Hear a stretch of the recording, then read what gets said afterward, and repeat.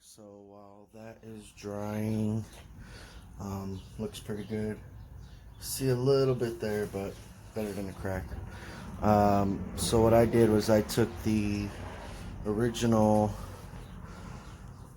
shift knob off, and I got a vintage B&M shifter that was actually in the truck. So what I did was I found a bolt that would screw into this. Then I just drilled the head of the bolt out, tapped it, and yeah.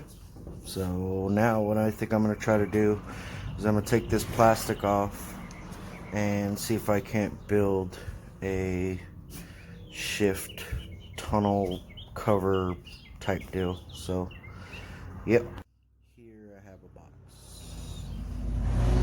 Next, now it is cut out. Start with the general area. Trace a square. Test fit it. Alright, so now I have everything mocked up. So now I'm just going to apply it to the metal and start cutting it out. Alright, now time to cut everything out. Alright, there's the rough cut. Now I gotta start marking places to bend and start bending it up. I'll show you how I do that. Here's a little tip. If you don't have a scribe, I have here a broken bit that you could tell has a pretty good edge on it, and I use that to make my scores.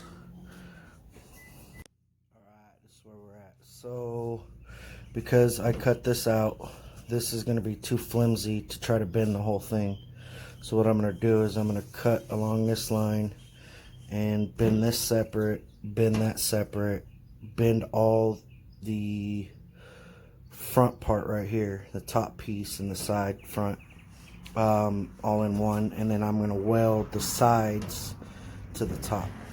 So let's do that. Alright, so what I've done is made a series of relieve cuts. So when I go to bend each individual piece, it has a place to bend on, and then I can go through and tack weld it. So let's bend it up. And in about an hour and a half, maybe 2 hours, I went from this to this.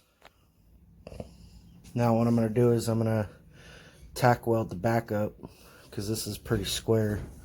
This one I kind of wanted to taper out. I was maybe even thinking about just patching this part in. So yeah. Let's keep going. Alright, here's it all. The top, side, and back is all tacked in. So now that I've tacked everything, this is almost impossible to bend. So I think I'm just gonna fill these in with another piece of metal. So let's trace those out and cut it out. Alright, that's gonna do it for tonight. I've got it started. It's definitely rough, but I think it's gonna clean up pretty nice.